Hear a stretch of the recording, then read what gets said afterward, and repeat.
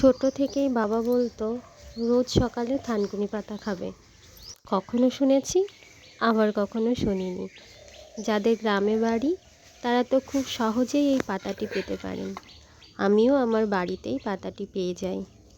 আমরা মোটামুটি সকলেই জানি প্রায় 10 থেকে 12টি সমস্যার সমাধান এই থানকুনি পাতা।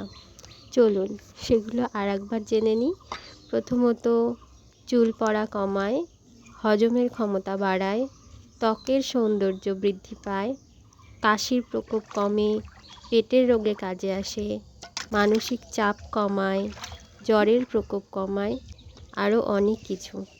তাই যদি সম্ভব হয় রোজ সকালে থানকুনি পাতা খান ও সুস্থ থাকুন। আর ভালো লাগলে ভিডিওটাতে একটি লাইক করে দিন।